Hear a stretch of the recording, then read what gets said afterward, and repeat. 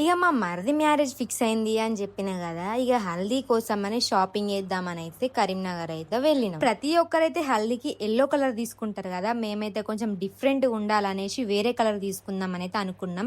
మా శ్రీలేఖ అక్క నేను, శ్రీలేఖ అంటే ఎవరు అనుకునేరు, మా వెంకీ వాళ్ళ సిస్టర్ అన్నమాట. సేమ్ అయితే క్లాత్ తీసుకొని స్టిచ్చింగ్ చేసుకుందాం అది నానన్నది. అందుకోసం అయితే నేను క్లాత్ గురించి అయితే వచ్చిన. ఇక సరిపడా క్లాత్ తీసుకుంటే మా అక్కనైతే స్టిచ్చింగ్ చేస్తానన్నది, అంటే ఆమెనైతే మిషన్ కుడుతుంది, అందుకోసమే క్లాత్ అయితే తీసుకుంటున్నాం.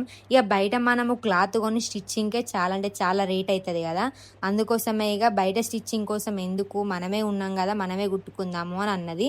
అందుకే ఇక క్లాత్ అయితే సరిపోయేంతనైతే తీసుకున్నాను నేనైతే.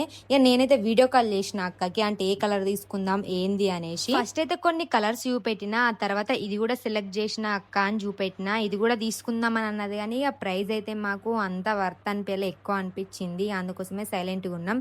మళ్ళీ ఇక్కడికి వచ్చి క్లాత్ మంచిగా ఉందా లేదా అనేది చూపెట్టు అని అన్నది, అందుకోసమే క్లాత్ అయితే మంచిగా ఉందని చూపెడుతున్నా. ఇక మధ్యలో అయితే టీ బ్రేక్ అన్నట్టు టీ అయితే ఆయన. ఇక మీదనైతే ఒక క్లాత్ తీసేసుకొని అయితే కిందికైతే వచ్చేసిన. నా శారీ మీదకైతే బ్లౌజ్ మ్యాచింగ్ కోసం అని వెతుకుతున్నా. ఇక వెతికేటప్పుడైతే ఒకటి నచ్చింది, అదైతే తీసుకున్నా. నేను ఏం తీసుకున్నా ఏందనేది మీరైతే గెస్ చేసి కామెంట్ అయితే చేయండి. ఫస్ట్ అయితే ఈ క్లాత్ చూసినా, కానీ శారీ సింపుల్ ఉంటుంది, బ్లౌజ్ హెవీగా ఉంటుంది అనేసి సైలెంట్గా ఉన్నా. మళ్ళీ మీదికి వెళ్ళి వేరే క్లాత్ అయితే తీసుకొని వచ్చేసిన.